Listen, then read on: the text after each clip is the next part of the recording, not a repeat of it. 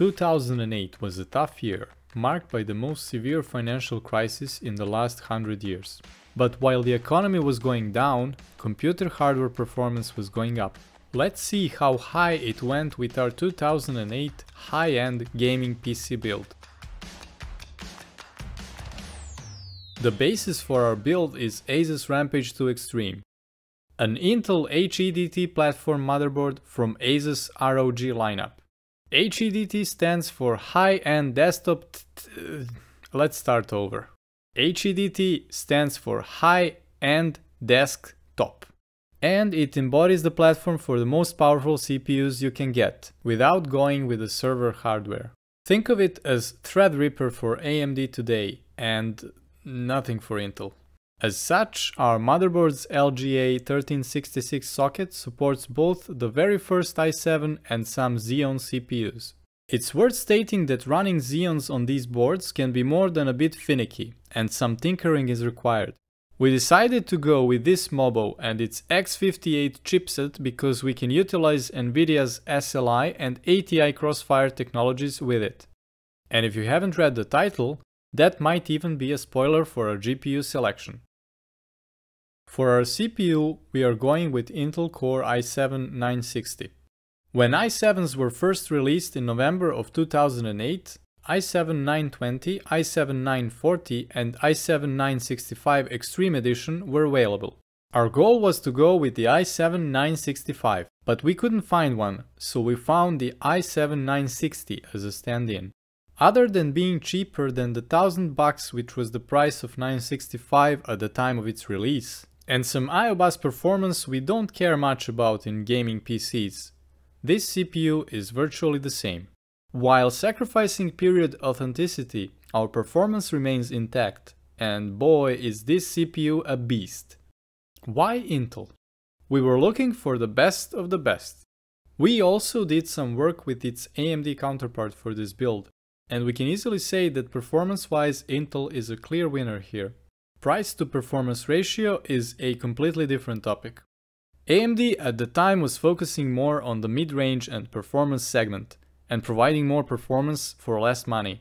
But we do not plan to overlook AMD, and we will evaluate top Phantom performance at what is essentially the continuation of this video. We'll keep our CPU cool with Cooler Master H411R. It has a 92mm fan, supports a wide range of sockets and has a fairly decent thermal performance.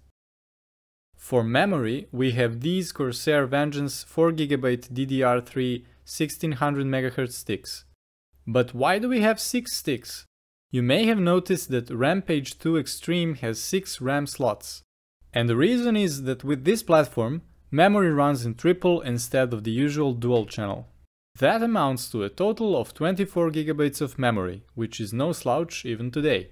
Sticks themselves are a bit younger than the rest of the configuration, but they give us the best theoretical capacity and performance you could manage back in the day.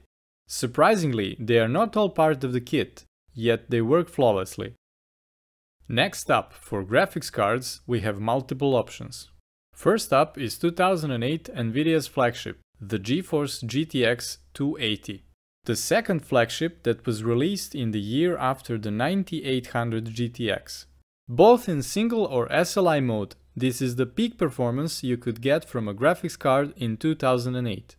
Along with the whole GTX 200 lineup, it was considered quite pricey, and soon enough all of them got price cuts. Some folk were running dual GTX 260 in SLI instead of buying single GTX 280.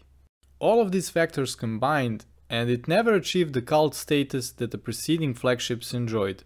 But still, it was popular enough for us to find 2 of these for an acceptable price. Our alternatives come in the form of 2 ATI Radeon HD 4871GB. We teased utilizing this card in our previous videos, and we tested it along with others in our top 10 most popular graphics cards. If we made a list containing price to performance ratio relative to the competition at the time, these cards would be somewhere at the top. In 2008, AMD and ATI as a subsidiary abandoned their chase for the most powerful possible Halo product just to say yes, we are better than the competition. Instead, they went with a more affordable mid-range solution, intended to be paired with another card for those who expect better performance. And you could do just that for $50 less than you would give for a single GTX 280 at its MSRP. Damn, the competition sure was fiery back then. For storage, we went with VelociRaptor WD1500 HLFS, a 150GB hard drive from Western Digital. This HDD, which is literally named Fast Spinning Dinosaur, provided the best performance you could get from a hard drive. Its build is quite peculiar, as it's one thick 2.5-inch HDD housed in a 3.5-inch heatsink with an adapter interface. We tested it with hard disk Sentinel prior to the build assembly and got 100% health status. Working at 10K RPM, one might think it'll spin into an early grave, but no, 15 years later and it still works flawlessly and quietly. For power supply, we overcompensated on the safe side, with 1000 watt LC power LC1000M. A lot of these parts are power hogs, so we wanted to make sure they have enough room to spread their Thunderbird wings. Once again, this is a new power supply. Thanks to long-lasting ATX standards, it's perfectly compatible with our old hardware. We do not recommend using old PSUs that are in a questionable state, as you could easily lose your precious retro hardware, unless you are a professional or you have it serviced by a professional. For the case, we have a brand new wooden tray turned test bench. This one is larger and can house a power supply as well as larger motherboards. This is the complete list of parts that we'll use in this project. First, we'll route the cables and proceed to build this machine with nVidia cards.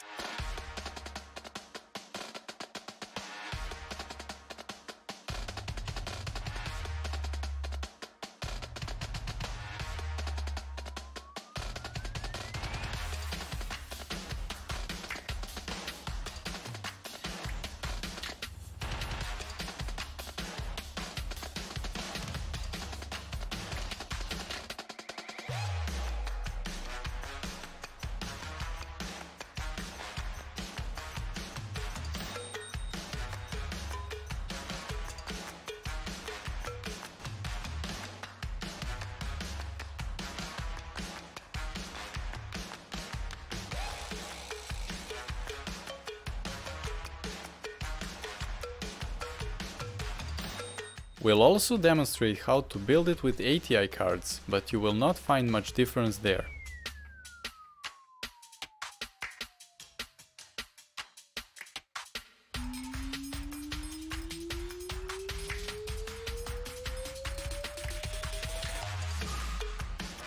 For testing purposes, we mainly used Windows 7 on our Western Digital HDD. Newer games and benchmarks we ran from Windows 10 installed on an SSD. This is only for tests we ran with our GPU upgrade. We'll start our benchmark breakdown with quite confusing results from The Elder Scrolls IV Oblivion. While we managed to get some menial performance gain with SLI, our Crossfire results were consistently worse. Perhaps tinkering with some older drivers might be of help, but we always make sure to use the latest possible drivers with all of the cards. Tracking down the best possible version to run a single game would take an eternity. Of course, this machine can run Crysis in all of its variations, even at a very high 1080p to a various degree of success. Remember that 280 initially cost more than double the price of 4870? This is a good example of how ATI cards were much better value. In Mafia II, results were much more predictable, as nVidia takes a win here. To be fair, this is an nVidia partner title, so it's unsurprisingly more optimized for green cards. Skyrim, with its 60 FPS cap, occludes much of the data, but we can see GTX 280 and 4870 trading blows here. What we found unexpected here is that a single 4870 provides us with more stable performance than a single nVidia card. While the average FPS is higher for GTX 280, stuttering is much worse by far. In 2013 Tomb Raider, we get quite a similar story as in Mafia II. But be wary that no results here are bad, as both cards provide us with playable performance. Especially considering that both CPU and GPUs are 5 years old at this point. And 5 years is a good point to do an upgrade. As usual, GPU upgrade brings us the most performance gain. We opted to use our top 10 champ, nVidia GeForce GTX 1060 3GB version. This will bring us closer to today, and we'll be able to see how well the rest of the build aged. We added the GTX 1060 results from our top 10 most popular graphics cards for comparison. In some of these tests, we are bottlenecked by our CPU, but not too severely.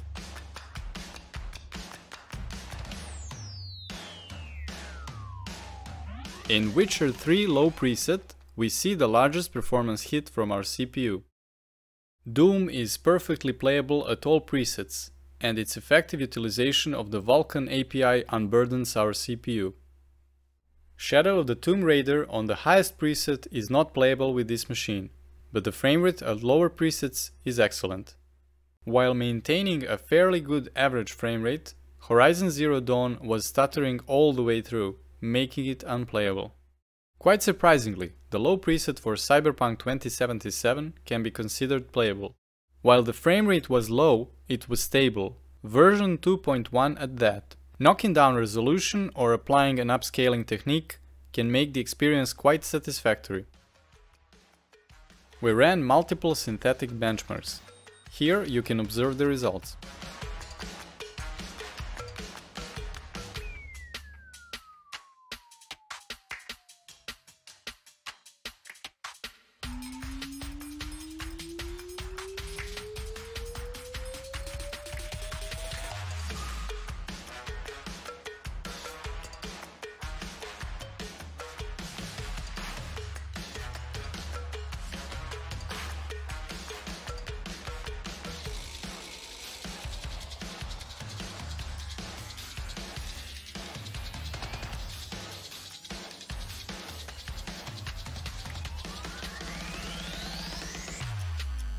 So, was this machine worth it?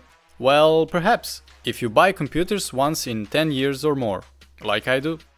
Compared to Core 2 CPUs we tested previously, Core i7-960 aged much better. With its support for newer SSE instructions, it was possible to run newer games, and at a decent frame rate at that. On the flip side, this machine would have been incredibly expensive in 2008. We'll see if we can find something similarly time-resilient yet more affordable from 2008 or 2009. As we mentioned, we'll see how well AMD fared back in the day. That one will be interesting. Stay tuned. We hope you found this one interesting and enjoyed our project as much as we did. See you around!